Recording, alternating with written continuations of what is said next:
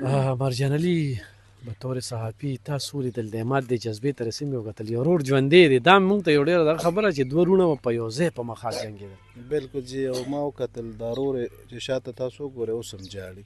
ولې جاړي؟ هم د دغه دپاره د ملګري خبره وکړه چې یاره څه داسې ډله لګیا ده په دې ملک کې چې د پوس خلاف یو پروپیګنډه شروع کړې ده. د ورور په خپله خبرو کې موږ په خپله تصدیق وکړه چې او دې کې دا کله خلک چې پروپیګنډې کوي دا هسې ګپ دی. لکه یو ورور ووایي چې موږ په باډرو باندې جنګېږو، خپله پخلی په خپله کوي. د رمضان مبارک کې د اوس په سر ما خبره کولې چې موږ په باډرو ناست یو نو موږ له سرکاري خوراک نه لري، موږ په خپله پخلی کوو، هغه پخلی کوو په هغې باندې روژې نیسو. دغه ورور هم د روژې ماتې روژه پخلی باندې سحرۍ له پاڅېدلی او یا په باډر ناست و دغلته شهید شوی سره د افسرانو. ګوره زه دا وایم که نه چې زمونږ په ملک کې دوه خلک ډیوټي کوي، یو چې دی آرمي پوج، یو پولیس او یو صحافي. دا درې کسان چې دا ډیوټي کوي او دا ګوره تاسو ګوره د هغه خلکو ټارګېټ دی چې کوم خو ښکلې په بړستن کې ناست دي، میسجونه کوي، دغه کوي، د دغه خلکو خلاف پروپیګنډه کوي.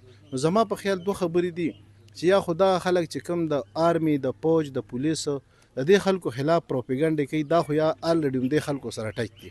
دلته اوس موږ یو مشر ولید د هغه زموږ د چارسدې د سیمې ځوان دی سلیم خان ایسیچو صاحب، هغه خپله دې کې زخمی شوی دی، هسپتال کې څو ورځې پروت و. دا څه چا لپاره کړی دی؟ ګوره دلته یو کس یو کریمینل کس چې دی هغه مړ شي الف خان صاحب او هغې لپاره بیا مرګ سره ګلونه وړي دا سازونه یې ورسره دغه کړي. داسې قسم شهیدانو دپاره بیا پروپیګنډې مسخرې وي ورپسې.